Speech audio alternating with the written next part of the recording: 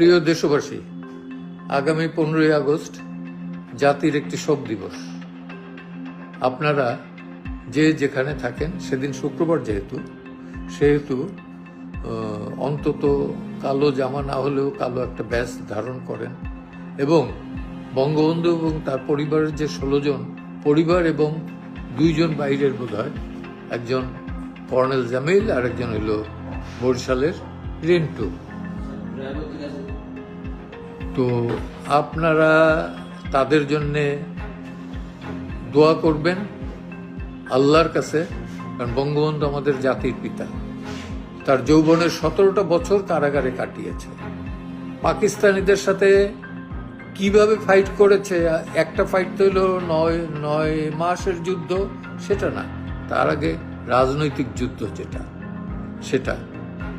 অতএব যে অবস্থায় পারেন, এই প্রতিকূল অবস্থাতেই আপনারা অন্তত মসজিদে, মন্দিরে এবং ঘরে বসে হইল এই শহীদদের জন্যে, পার্টিকুলারলি বঙ্গবন্ধু, বঙ্গমাতা, শেখ কামাল, আমার ভাই শেখ জামাল,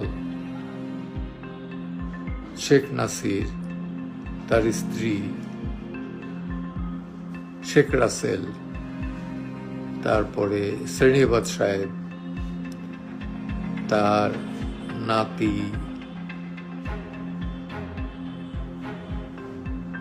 বাবু বলতাম, সে বাবু,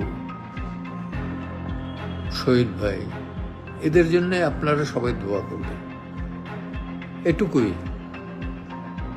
শোক জানাবার জন্য যে আমাদের 32 নম্বরে যেতে হবে তেমন না, কবরে যেতে হবে, কবরস্থানে যেতে হবে তাও না। যেখানে বসে দোয়া করব সেটাই আল্লাহ তাআলা কবুল করবেন। অন্তরে যদি ভালোবাসা থাকে, সেই ভালোবাসা তো কেউ নিতে পারবে না।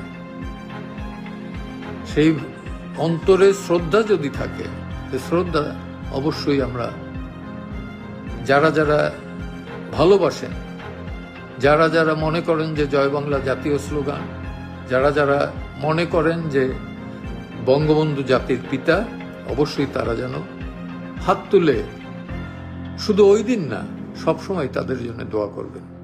নামাজ তো আমরা পড়ি, সেই নামাজের ভেতরে একটু না হয় একটা লাইন বাড়িয়ে নিলাম,